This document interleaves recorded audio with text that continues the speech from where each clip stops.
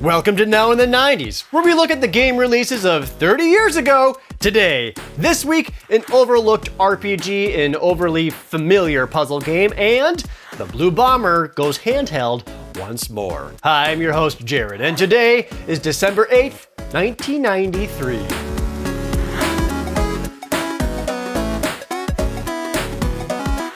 Not every amazing 16-bit RPG came from Square or Enix. Released on December 4th, 1993 for the Super NES was Lufia and the Fortress of Doom. Lufia is a turn-based RPG. Gather your party of heroes and travel the world. Get into random battles where you attack with swords, cast magic spells, earn experience points to level up. Go to towns to talk to NPCs and purchase new equipment, travel through dungeons to find rare treasures, and defeat some bosses. Enter the Fortress of Doom and stop the evil Sinistrals. Lufia and the Fortress of Doom was published by Taito. They've been in the games industry since the beginning, as they are the ones who made Space Invaders, but they weren't exactly known for making RPGs. Around this time, they were too busy developing their own arcade-perfect home console called the WoW, which was never released. Going into the 1993 holiday season, the Super NES was considered to be crowded with new RPGs. This year alone saw releases for Secret of Mana, Shadowrun, The Seventh Saga, Paladin's Quest, Evo, Search for Eden,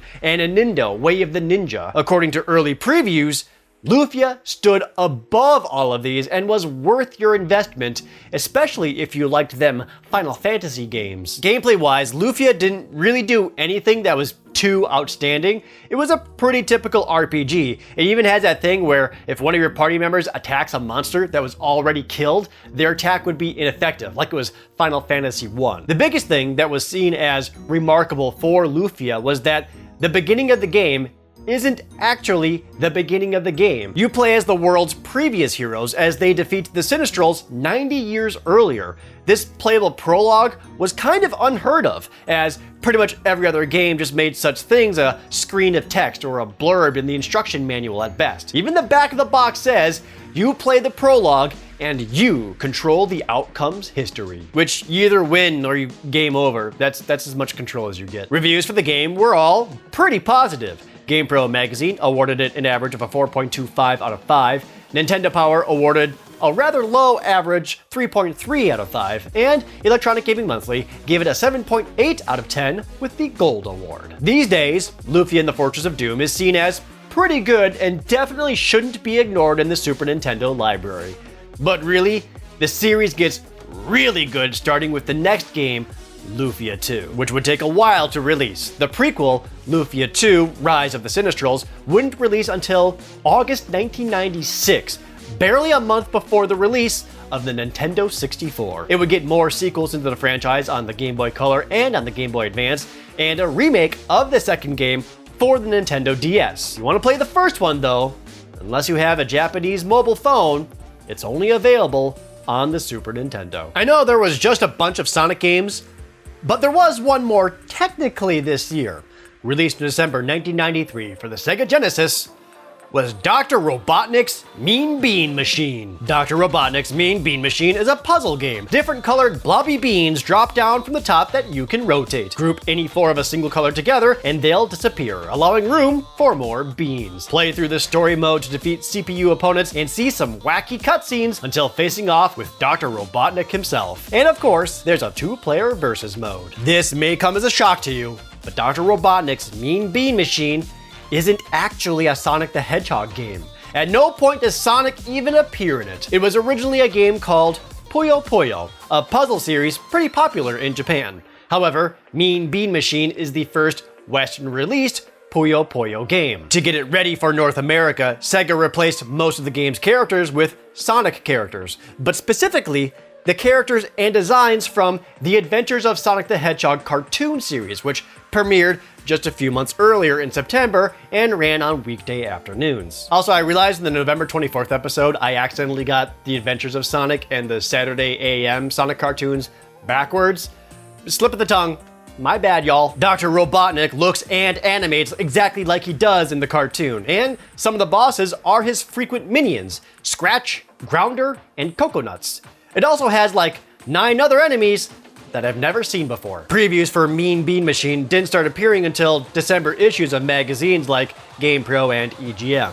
Which makes sense. By then, most kids would be familiar with the Sonic cartoon appearances, and Sega could use that to convince kids to convince their parents they need to buy this game. Actual reviews for it were also quite good. EGM gave it a 7.6 out of 10, and GamePro magazine gave it a 4.25 out of 5, even though they called it a practical columns ripoff. Mean Bean Machine did pave the way for Puyo Puyo to take a foothold in Western audiences. Finally, many future Puyo Puyo games would also release here. Mean Bean Machine itself would get ported like a billion times, including onto the Game Gear and Sega Master System in Europe in 1994, onto some Sonic collections and virtual consoles, and it's available to play right now on the Nintendo Switch's online Sega Genesis. And as an extra cute little nod, Sonic Mania includes a boss fight in which Sonic must face off against Dr. Eggman in a round of Puyo Puyo. 1993 is almost over, and there hasn't been a Mega Man game yet.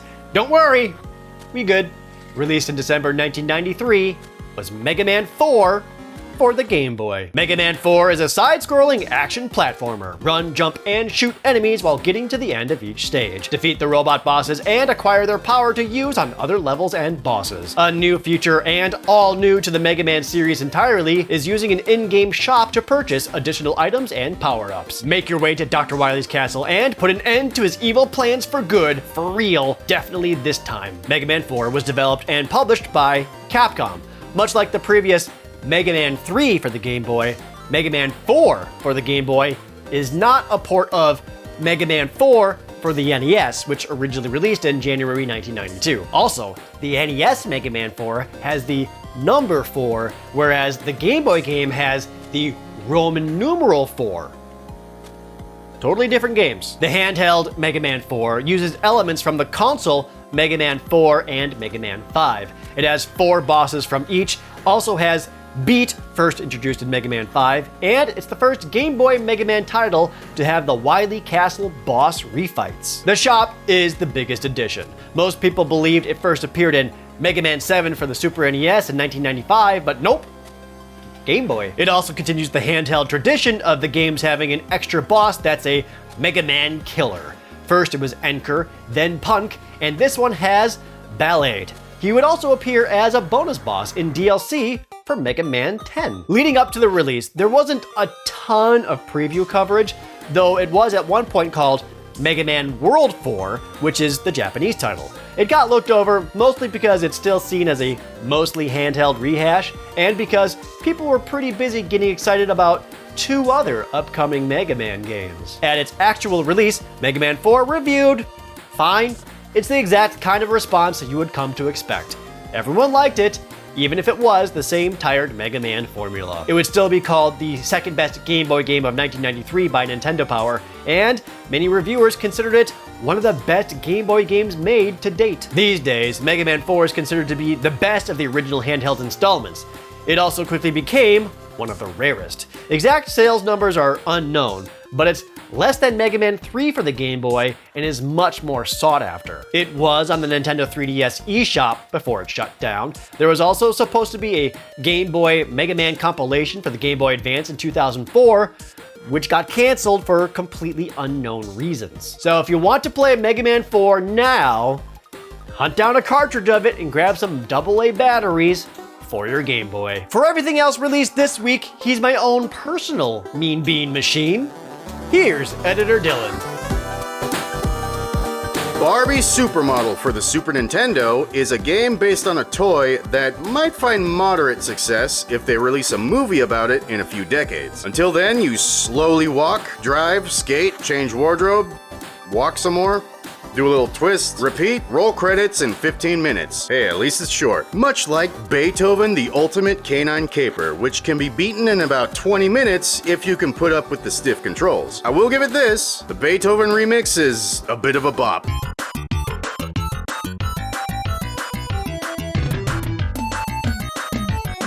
Unlike the last game, movie-based games are the most prominent of the licensed drivel that squeeze out a subpar platformer. And this one fits that by-the-numbers bill pretty easily. I never seen the movie this was based on, but I did see the trailers for it all the time as a kid, but I've definitely never seen this commercial for Cliffhanger.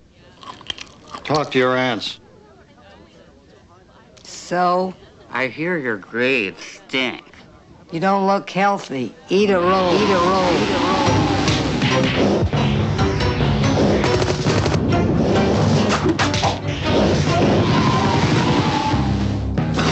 Eat this, you gravy-sucking dog! Cliffhanger from Sony Image So. Sure, it's just a game. Why did that open with a guy eating a crunchy deviled egg? What was the point of that? Dennis the Menace is an agonizingly long platformer based off the movie, with unfair level design and gameplay that's just not fun. How about a licensed game based on a movie based on a cartoon? Would that make a difference in quality? Well, Tom and Jerry Frantic Antics answers that question with a resounding, I guess. It does the job for a licensed platformer that doesn't overstay its welcome, but it's way too safe. Let's get movie adaptations out of the equation and move on to cartoon-based licensed games. First up is Inspector Gadget for the SNES. And it's one of the better licensed games. You got the humor of the show with Gadget blowing up the chief as he feigns ignorance as it explodes. You can't fool me, Gadget. I know this is just a sick power move for you. You got unique abilities and locations ripped right out of the show. And what would an Inspector Gadget game be without the iconic intro theme? Well, it would be Inspector Gadget for the SNES, because the song isn't in here. So we got a licensed Inspector Gadget game based on the show that couldn't afford the license for the song from the exact show we just got the license for. Yep, licensing is stupid. Anyway, after playing a few Ren and Stimpy games for the show, Stimpy's invention on the Sega Genesis might be the best. It features both main characters who are playable at the same time, utilizes unique team-up abilities to use for various situations,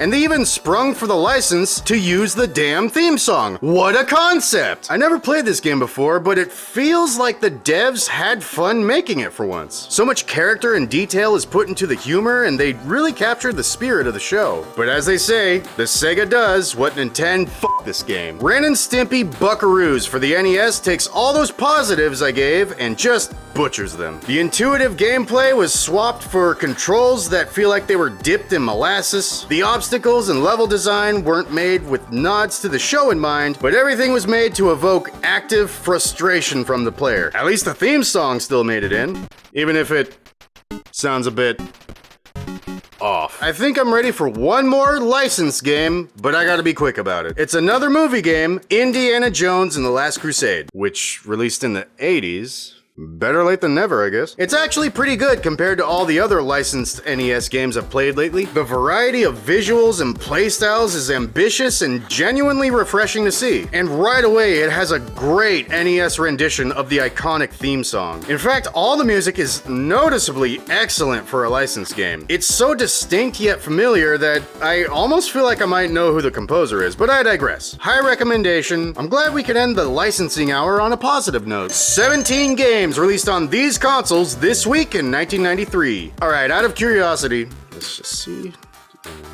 Phone. I knew it was him. Wait, 91? Oh shit, did this not actually release this year? 15 games. Hang on, Taito version. There was more than one version? Well, which one came out in 93? Uh-oh. Yay, Ubisoft. What happened? It looks like it's being played on a Super Game Boy or a ZX Spectrum. Sorry, I read that in my native language. The ZX Spectrum. I apologize, it won't happen again. The controls, aesthetic, audio, everything about this is a huge downgrade from the one 2 years ago. Did they buy the license and not realize there was already an NES game? I find that hard to believe, because not only do they have the exact same title, but the box art and cartridge are nearly identical. To what end? Why did you bother getting the license for this game? To trick people who waited years after the title version release to finally give the NES adaptation of an old movie a try? Well, mission accomplished. You succeeded. I played it. What a stupidly obscure long-term con. I'm exhausted. It's all yours, Jared. I don't want to see another licensed game for a long time. Hey, look at it this way. No sports games this week. You know what? You're right. That was pretty nice. That'll change soon. Wait, what? Thank you, Dylan. Here in the collector's corner, Lufia is obscure for sure, but not too bad. A loose cartridge of the game is currently running about $55. A complete in box one, which includes a poster map, currently goes for $195. Mean Bean Machine got real lean. It's easy to find the game for only $14, and a complete one is only $27. This week's biggest value gainer is easily Mega Man 4. It released with a price of $29.95. Now, just the game alone is worth $125, and with the box and manual, it jet dogs up to $815. And that's it for today. Next week, one of the last few games remaining for the TurboGrafx 16, Sega's funkiest duo returns, and we feature our first PC game. I'm your host, Jared, and this was Now in the 90s. Thank you so much for watching Now in the 90s. I want to thank some patrons like Ben Korenberg, Skizzy, and Alexander Williams. Please like the video and leave a comment down below, especially if you've played any of the games that we mentioned this week, and subscribe if you haven't already, and if you already are a subscriber. Thank you so much for watching this show every single Friday. Now you guys know how much I love RPGs, especially Super Nintendo ones, and shamefully I have to admit, Lufia is another one that I never actually played. I love Lufia 2, haven't actually played the original. Is it worth going back and playing that one, or after the second one, it's too rough going back? Let me know.